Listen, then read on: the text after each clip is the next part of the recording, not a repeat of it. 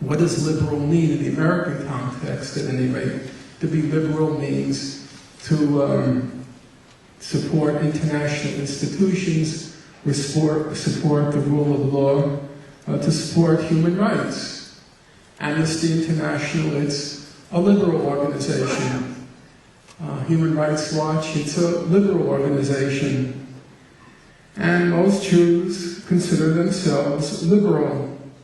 So in the last presidential election, 80% of American Jews voted for Israel. Even among Latinos, the percentage was nowhere near as high. It was about 67%. Excuse me? What did I say?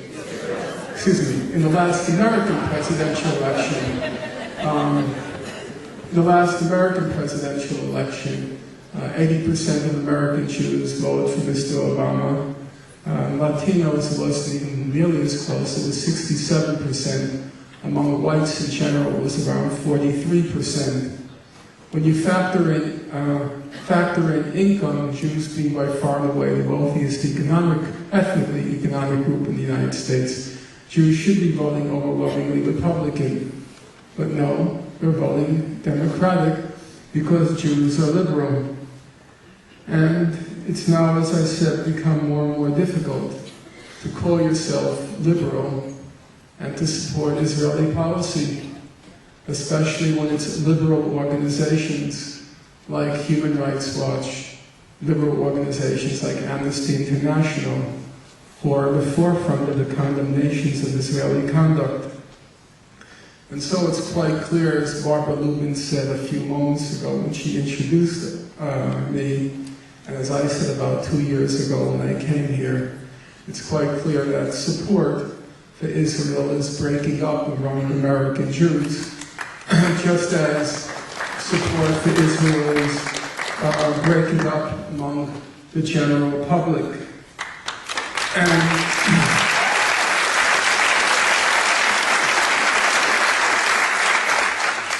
And that leads to the most important question, certainly for a Berkeley audience, an audience that has a reputation for being activists and wanting not just to observe the world, but to make it a better place.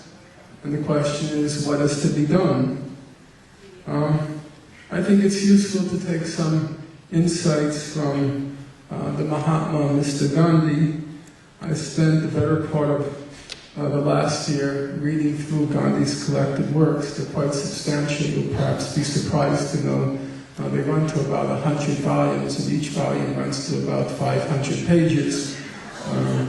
Mr. Gandhi had a lot to say about many things. Actually, the preponderance of his writing is not on politics. It's mostly on diet and health. But of course, he had a lot to say about politics as well. And he, as you know, he claimed to be the originator of the idea of nonviolent resistance. Originally, he used the term from Henry Thoreau, passive resistance, was used to describe his movement. Gandhi didn't like that term at all because he felt that nonviolent resistance was the most active form of resistance there can be. So he coined, or his cousin coined, another term.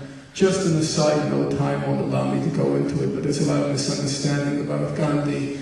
First of all, Gandhi was not categorically opposed to violence. That's clearly not the case. Gandhi's view was that the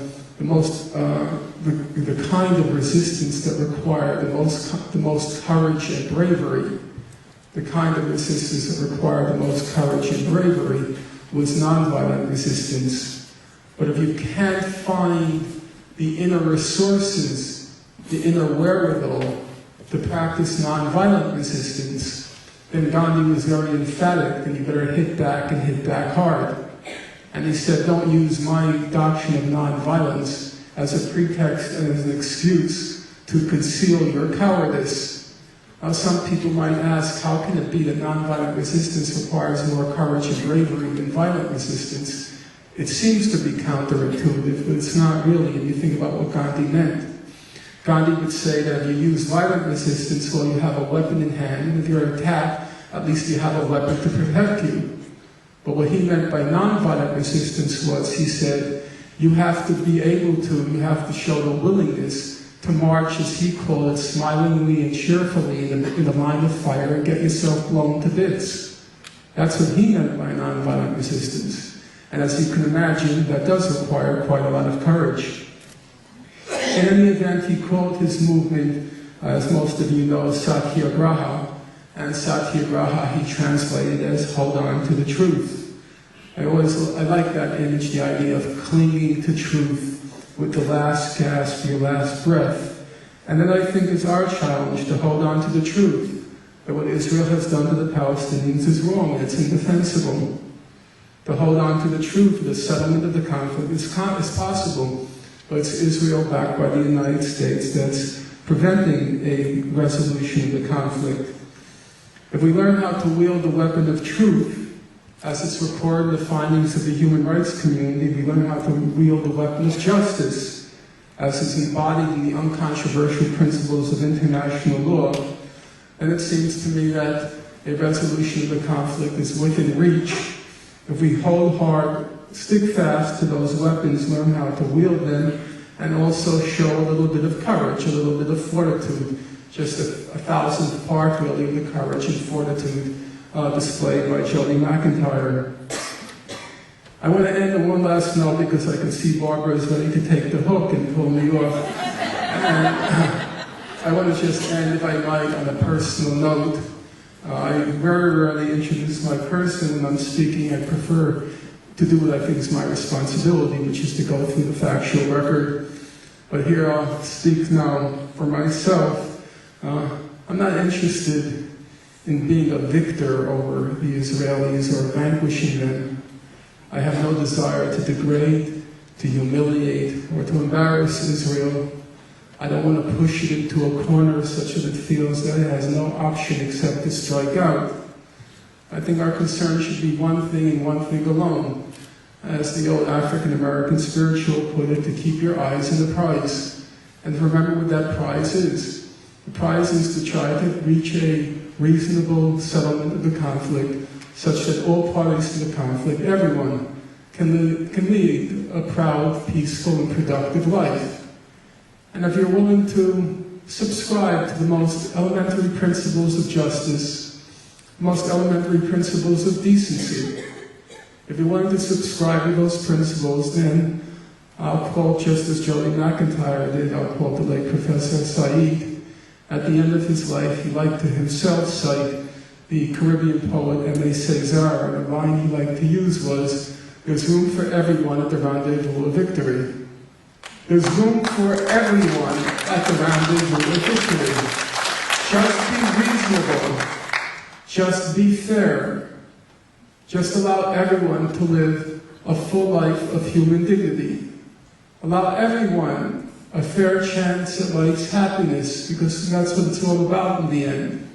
There's no guarantee of happiness in this world. Human beings seem to have a remarkable propensity for messing things up for themselves.